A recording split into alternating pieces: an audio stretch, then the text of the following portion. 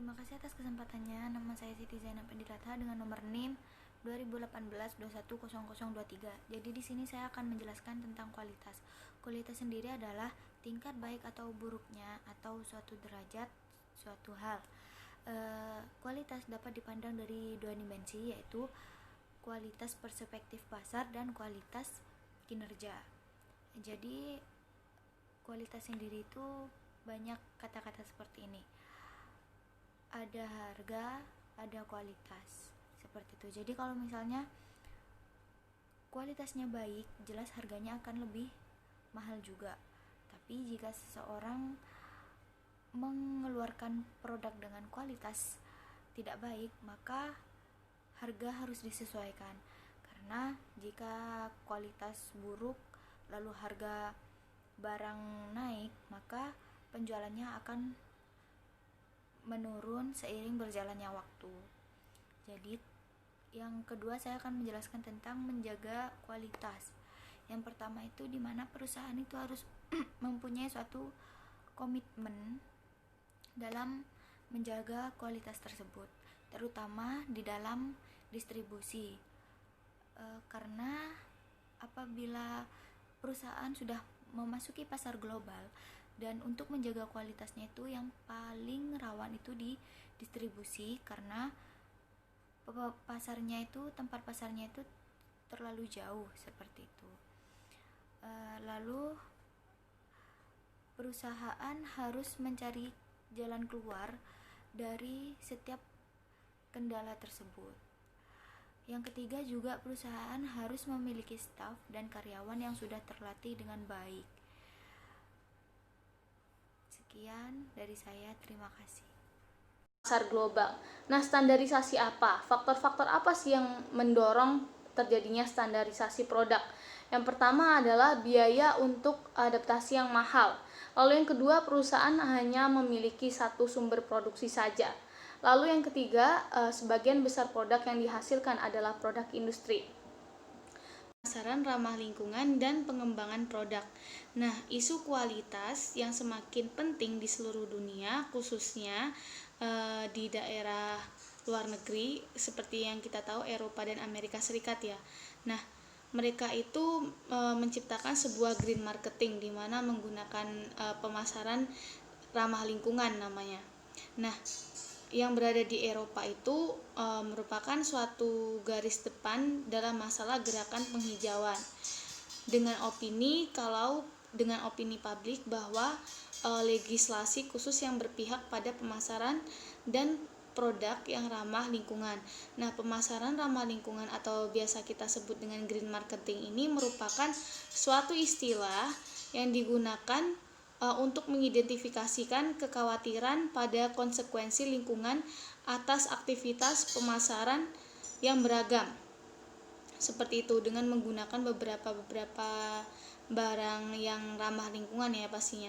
Nah, hal ini tuh juga untuk mengontrol lingkungan juga dan juga mengontrol seluruh pemasaran, di mana agar sampah-sampah yang berada di seluruh dunia itu bisa dikontrol.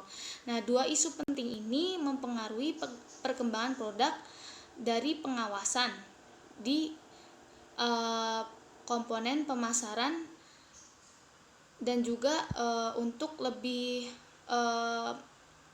mengontrol pengemasan sampah atau kemasan-kemasan tadi ya dari bahan plastik dirubah dengan menggunakan barang-barang kardus atau kertas yang lebih ramah lingkungan. Dan juga pada saat pengemasan itu produk itu dipastikan selain ramah lingkungan juga isi dari produk tersebut itu aman dan awet, seperti itu. Nah, selanjutnya akan dilanjutkan oleh rekan saya. Terima kasih. Terima kasih atas kesempatannya. Nama saya Flarani, NIM 2018-210100. Di sini saya akan menjelaskan tentang produk dan kultur. Nah, produk merupakan sekumpulan kepuasan atau kegunaan utilitas yang diterima pembeli. Kepuasan tersebut meliputi bentuk, rasa, warna, dan aroma, serta tekstur. Nah, dengan kata lain, sebuah produk merupakan kumpulan dari kepuasan fisik dan psikologis yang disediakan bagi penggunanya. Nah, yang selanjutnya adalah kultur. Di sini kultur merupakan bagian dari lingkungan manusia yang merupakan buatan manusia, kumpulan seluruh pengetahuan, kepercayaan, seni moral, hukum, adat istiadat, dan sejumlah kapabilitas dan kebiasaan yang didapat oleh manusia sebagai anggota masyarakat. Nah, biasanya kultur di sini meresap dalam semua aktivitas pemasaran, dalam penentuan harga, promosi, jalur distribusi, serta produk dan kemasan dan gaya usaha pemasaran. Nah, gaya dan usaha pemasaran di sini sebenarnya menjadi bagian dari susunan kultur. Nah, untuk berhasil di kancah mancanegara, tujuan dan mempelajari bagaimana mengadaptasinya para pemasar. Oleh karena itu perlu sedapat mungkin membiasakan diri dengan sifat kultural dari setiap negara di mana mereka menggeluti lapangan usaha tersebut. Sekian, selanjutnya akan dilanjutkan oleh rekan saya. Baik, terima kasih atas kesempatannya. Perkenalkan, nama saya Gusti Aidia Pratikira dengan NIM 2018-210121. Di sini saya akan melanjutkan presentasi dari rekan saya, yaitu mengenai produk inovatif dan adaptasi. Nah, langkah awal penting dalam adaptasi produk terhadap pasar asing itu adalah menentukan tingkat kebaruan sebagaimana dipandang oleh pasar yang dituju. Bagaimana orang tersebut dapat bereaksi terhadap kebaruan sebuah produk dan seberapa baru sebuah produk baru bagi pasar harus dapat dimengerti. Apakah sebuah kelompok menerima inovasi atau tidak dan waktu yang dibutuhkan untuk melakukannya. Nah, itu semua bergantung kepada karakteristik produk tersebut. Produk yang baru bagi suatu sistem sosial merupakan inovasi dan pengetahuan difusi, di mana difusi ini merupakan proses di mana inovasi itu menyebar. Nah, inovasi sangat membantu dalam keberhasilan strategi pengembangan produk. Faktor penting kebaruan sebuah produk adalah dampaknya terhadap pola konsumen dan perilaku yang telah terbentuk. Terima kasih, selanjutnya akan dilanjutkan oleh rekan saya. Terima kasih atas kesempatannya. Perkenalkan, nama saya Andrea Sevia Febrianti, NIM 2018-210237. Di sini saya akan menjelaskan tentang difusi inovasi. Elemen penting dalam difusi inovasi adalah yang pertama yaitu inovasi. Inovasi adalah suatu gagasan, praktek, atau benda dianggap baru oleh individu atau unit lain dari adopsi. Sebagian besar ide-ide baru yang dibahas adalah inovasi teknologi. Teknologi adalah desain untuk tindakan instrumental yang mengurangi ketidakpastian dalam hubungan sebab akibat yang terlibat dalam mencapai hasil yang diinginkan. Kebanyakan teknologi memiliki dua komponen. Yang pertama yaitu perangkat keras yang terdiri dari alat yang mewujudkan teknologi sebagai bahan atau objek fisik. Yang kedua yaitu perangkat lembut. Yang kedua adalah saluran komunikasi. Sebuah saluran komunikasi adalah sarana yang mendapatkan pesan dari satu orang ke orang lain.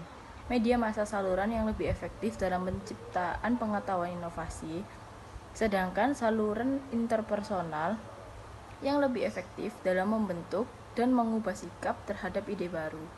Dan dengan demikian dalam mempengaruhi keputusan untuk mengadopsi atau menolak ide baru. Yang berikutnya yaitu waktu. Dimensi waktu terlibat dalam difusi. Yang pertama yaitu proses inovasi, keputusan yang seorang individu melewati dari pengetahuan pertama inovasi melalui adopsi atau penolakan.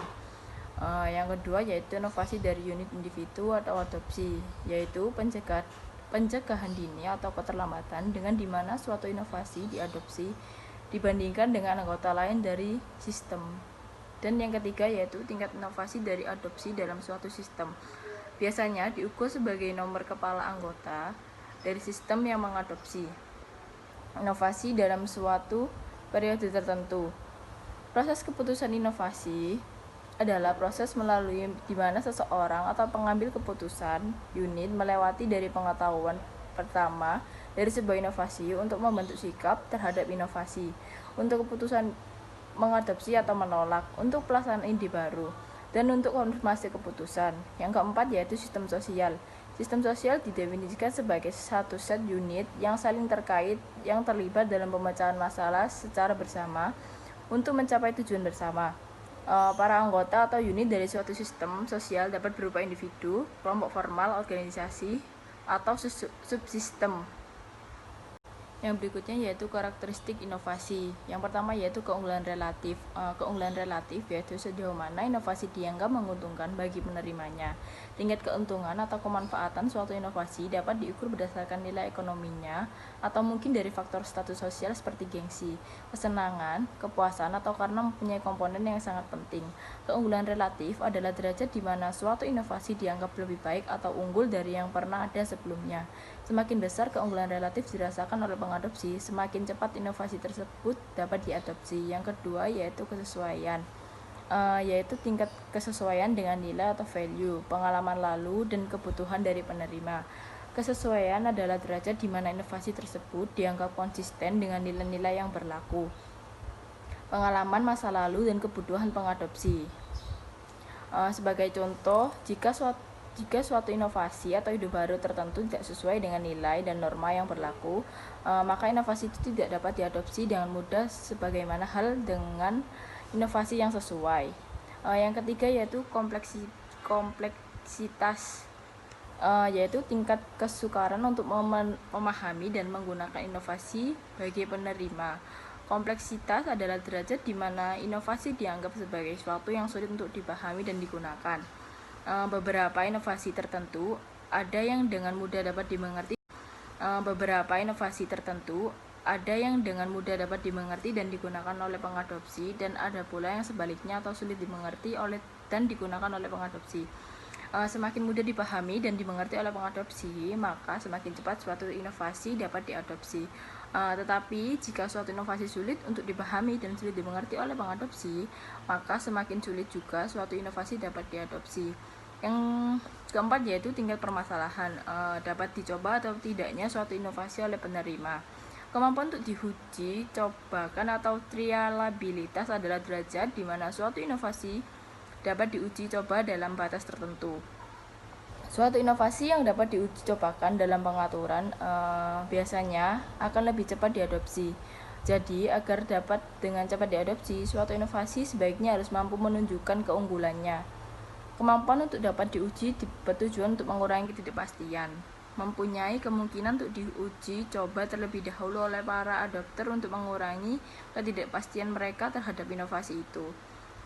Yang keempat yaitu kemampuan diamati atau observability, yaitu mudah diamati atau tidaknya suatu hasil inovasi oleh penerima. Kemampuan untuk diamati adalah derajat di mana hasil suatu inovasi dapat terlihat oleh orang lain.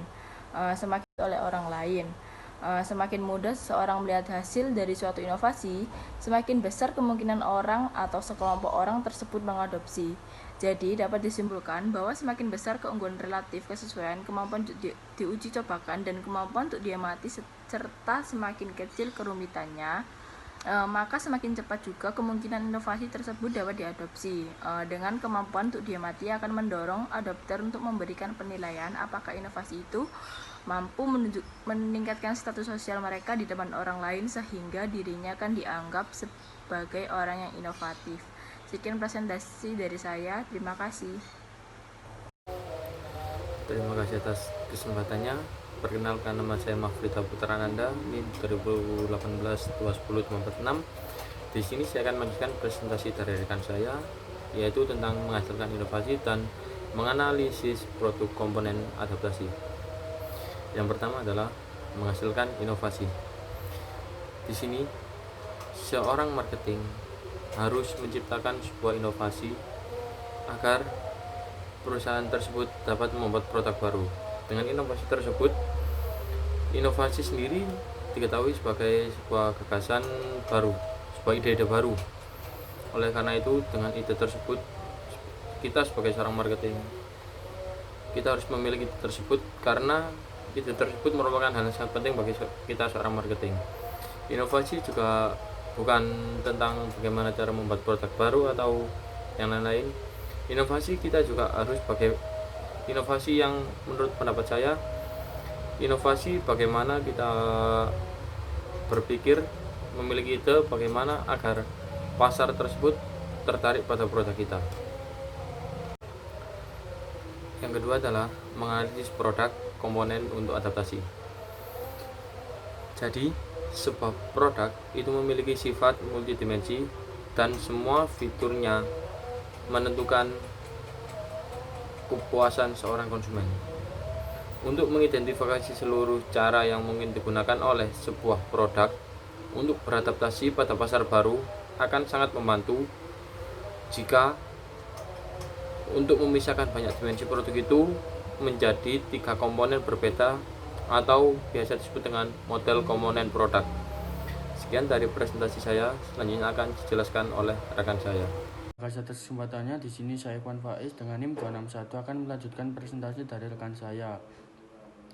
Komponen inti. Komponen inti yaitu manfaat utama dari produk yang benar-benar dicari oleh para pelanggan atau karena alasan pelanggan mencari produk tersebut.